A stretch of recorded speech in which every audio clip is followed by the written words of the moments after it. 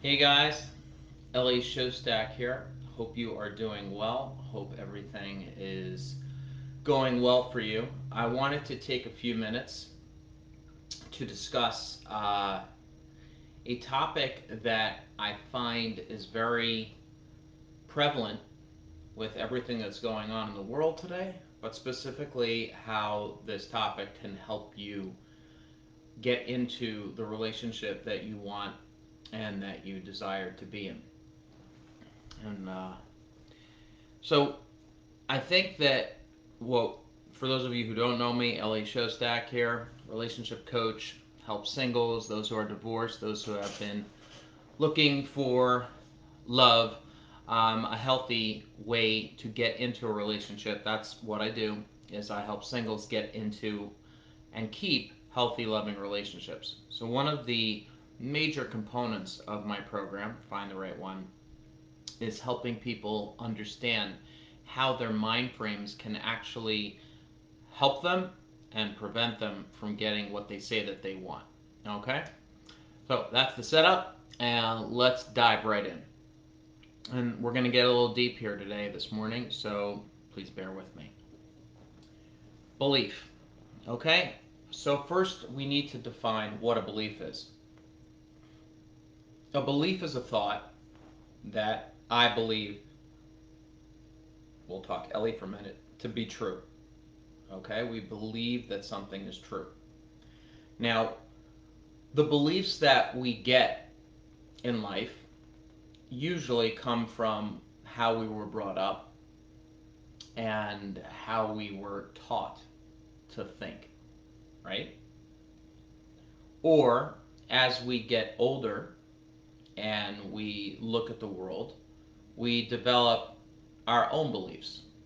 And what a belief really is a thought that you repeat in your mind, either consciously repeat it or unconsciously repeat it over and over again, where you believe that this is really true.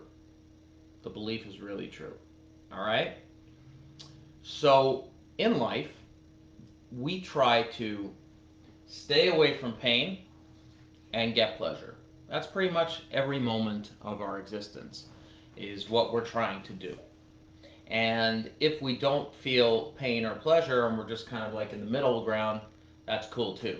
But what we try to do is stay away from physical pain, emotional pain, mental pain, any type of pain we will try to stay away from. That's what we do. Okay? So I want to give you an example of how a belief can sometimes help people in their minds and sometimes how it can hurt people when it comes to getting into a loving relationship. I want you to imagine for a moment that Bob was brought up with the belief that Pinocchio is a real live human being. Okay? And not only is Pinocchio real, but he believes with all of his heart, because he was taught to believe that if he knows and learns all about the story of Pinocchio, I know this sounds a little funny and weird, but that he'll be happy. Okay? Now, he meets Susan, Bob and Susan. Susan believes that Pinocchio and the story of Pinocchio is also a true story. And she loves the story of Pinocchio and talks about Pinocchio all day long. Okay, Bob and Susan meet each other and they quote unquote fall in love, and they are now happily married 30 years. Okay? That belief that they have in their brain, which is that the story of Pinocchio is true and that you can learn all about life from Pinocchio, help them in their minds achieve pleasure. You understand that? Okay.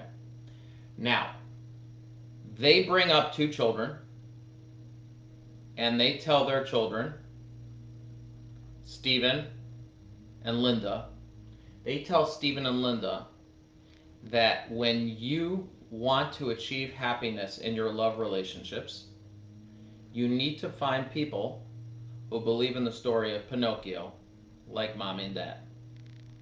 Okay? So, Stephen and Linda are told over and over again that in order to achieve pleasure in their love relationships, they need to find people who believe that Pinocchio is true and that they must only marry and have sex with and have build families with and create this loving world together. Okay, with people who believe in the story of Pinocchio. Now, Stephen and Linda, um, brother and sister, they go out into the world. Stephen meets up with this wonderful woman who sits with him and tells him, Steve, you are an incredible guy, but I don't believe in the story of Pinocchio. In fact, I want to show you something. And she takes out the book of Pinocchio and she shows him that it's a fairy tale that was made up. Okay?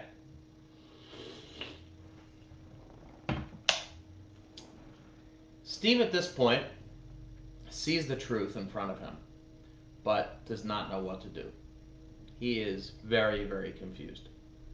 Um, Now, if he goes back to mom and dad, Bob and Susan, and tells them that, listen, I I love this woman, but she doesn't believe that Pinocchio is true. What will wind up happening is they are going to look at him and say, you don't understand. The only way that we achieved pleasure by being together and having a loving, happy relationship is because of our belief. So their belief brought them pleasure, and now this belief is bringing Stephen, their son, pain. All right, let's move over to Linda. Now, Linda, the daughter, starts to look for people to go out with, to get into relationships with, and she has feelings for this person who does not um, believe in that the story of Pinocchio. I know it's kind of funny and weird, but just work with me here. She believes that the story of Pinocchio is true, but the person she doesn't believe it as much as this Linda. Okay, so now they go back to mom and dad, and mom and dad, who are big Pinocchio believers, and realize that the reason why they're in love and that they have all this pleasure is because of Pinocchio. Okay, because they have this belief of Pinocchio. They go ahead and say, well, at least this other woman that you're in love with, um, she believes a little bit in the story of Pinocchio. That's better than Steve's situation, because Steve's situation, they're trying to prove us wrong. Okay? Now, the reason why I told you this story is because you can look at this story and you can say, this is just utter, complete bullshit and stupidity, right? You don't have to believe in Pinocchio, okay? But if you look at the world that we're living in, and you look at the world that of dating and relationships, there are many people who have beliefs in their mind that think that if they continue to play these thoughts, which create judgments, which create um, identities for who you are, right? Because you start to believe that the thought in the brain that I've repeated over and over again is actually me, right? This is me. I am Pinocchio. I am a Pinocchio believer. I will live and die by the word of Pinocchio. So, what winds up happening is that if you go ahead and Hang on. That's my wife upstairs. Brookie, I'm live. Thanks. Okay, she's just great. So if you go ahead and continue to play these beliefs over and over again, because you think they're going to bring you pleasure, even though there are facts on the ground coming towards you saying that because you believe this and hold on to it so tightly and believe that this thought is you, it's actually bringing you pain, you can't let go of it. You're wrapping around this belief so tightly that you can't let go of it. So, for example, I help all human beings. That's what I do. I love it. My mission before I leave this earth is to get 1 million people into healthy, loving relationships before I leave this earth. Okay? That's what I'd like to do. That's my belief. Okay? That's my thought that I've continued to play for the past few years, and it's helped me, and it's brought me pleasure. Right? It's brought me pleasure. It's brought me meaning. Now, what happens is that if someone comes to me and shows, well, actually what you're doing is causing people pain, perhaps my thought of bringing people into pleasure and healthy relationships, it's being questioned. So what a successful person is able to do is when they are confronted with a truth, even though they thought that this is going to bring them pleasure, if they take a look and say, well, holding on to this belief is actually bringing me pain, I need to let go of the belief. Now, before you go mental and go nuts and, oh, what do you mean? Are you telling me that I can't believe in all these things that I grew up with, or I can't believe in being a Republican or a Democrat or conservative or from this country or that country? I can't have, you can have whatever you want. No question. What I'm pointing out is that if you hang on to these beliefs so strongly, they actually can provide you with pain and not pleasure. And I'll give you an example, okay? There was this healer in the 80s, 1980s, who used to claim that he could heal people from their physical pains, okay? And he would gather thousands and thousands of people in these stadiums, and they would just pray that he would heal them, okay? Remember, what's the belief? The belief is that this person is going to heal me, bring me pleasure, and get me out of pain, physical pain. Okay, so if I believe that my physical pain is so bad when these people were sick, that if I believe he can help me and bring me pleasure, I'm just going to do whatever it takes. I'll give him money, I'll talk about him. Well, turns out that this guy was wearing an earpiece in his ear, not a hairpiece like I used to wear, but an earpiece. And he would go ahead and listen to his wife, who they got all this information about these people before they came into the stadium, the auditorium. And he would say, oh, Cindy Stevenson, Cindy, oh, you have cancer and you live on blah blah blah blah blah, and you're healed. And these people would go scream with joy. Some of them actually felt pleasure. Okay? Now listen to this. This is where things get freaky. It was proven that he was a fraud, that he was wearing an earpiece the entire time. Now, what does that tell you logically? Logically, a person would say, oh, he wasn't really healing me. He didn't really know all these things. I'm not going to give my money to this person again in order to be healed because he is a fraud. That's not what happened. I know. Nutty, right? But hear me out. In fact, what they did is a few years later, this same fraudster, preacher, healer, started to sell water, miracle water, that will heal you from your physical pains. And people bought it in droves, millions. And they knew that prior to buying this water, this healing water, he was proven to be a fraud. So now you'll ask me, why did they buy the water? Because their belief that if they do what he says will get them out of pain and bring them to pleasure was so strong that they went ahead, and even though logically it was told to them that they're going to go ahead and give their money to someone who's a fraud, it didn't matter. It didn't matter. Because their belief was so strong that this will get me out of pain, all the logic in the world and all the truth in the world did not penetrate their brains in order for them, because their pain was so strong that they believe they would get into pleasure by giving this guy money. Okay? So how does this relate to you when you date? How to look for someone healthy and how to maintain something healthy?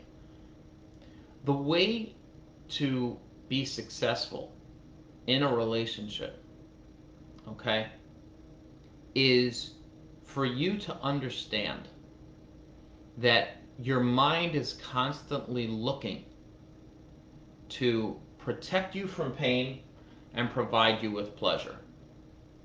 Now, if you believe whatever you believe in, okay, whatever you believe in, if you are repeating this thought over and over again, and you see that in fact the thought is actually causing you more pain than pleasure, that's the time to question your thoughts. Again, not saying that you have to release it, not saying that you can't believe in what you want to believe in, but it could very well be that those beliefs that you have might be preventing you from getting into something healthy and keeping something healthy. Does that make sense? You guys getting this? Okay?